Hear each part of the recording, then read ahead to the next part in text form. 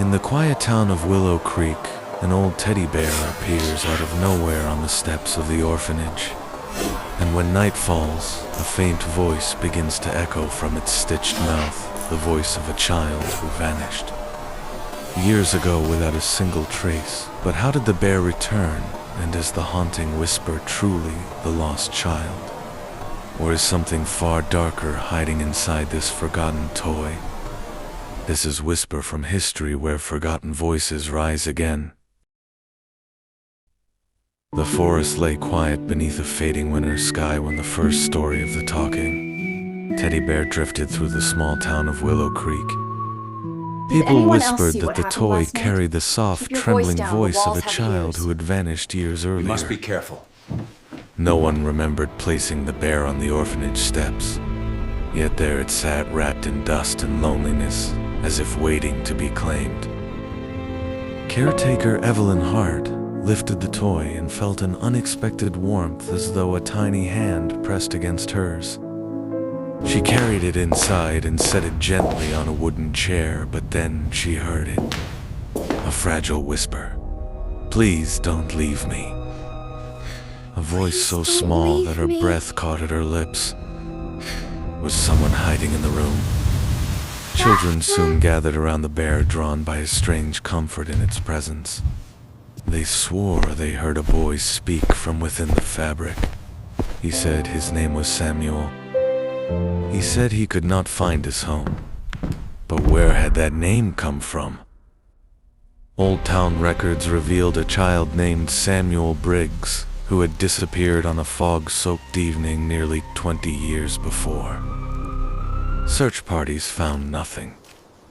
Only his favorite toy, a teddy bear, lost somewhere in the woods. But now a bear had returned to the orphanage, carrying a voice that sounded impossibly alive.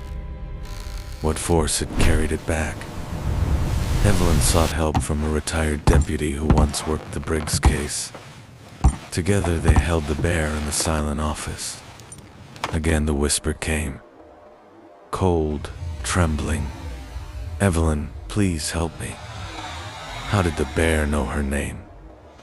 The deeper they looked, the darker the past of Willow Creek became. Witness accounts spoke of strange lights in the forest. Children waking from nightmares with the same single word. Samuel. Patterns formed like threads tightening around one terrible truth. At last, Evelyn followed the clues to the abandoned logging path where Samuel vanished. There she heard the voice again, this time behind her. A quiet plea filled with longing. "I am here." She turned and saw the teddy bear resting on a stump, though she had not carried it. Its stitched eyes seemed to shine with something close to memory. The air shifted. The forest grew still. Was the child trying to come home through the only thing that had never left him? In that haunted clearing, Evelyn understood what the voice wanted. Not rescue, not escape, but remembrance. A story long buried beneath fear and silence. When she brought the bear back to the orphanage, the whisper faded to a gentle sigh, almost peaceful. And for the first time in decades, the town accepted the quiet truth that some spirits do not seek vengeance or terror, only a chance to be heard one last time before finally letting go. Some stories never end, they just wait for the right heart to finally hear them.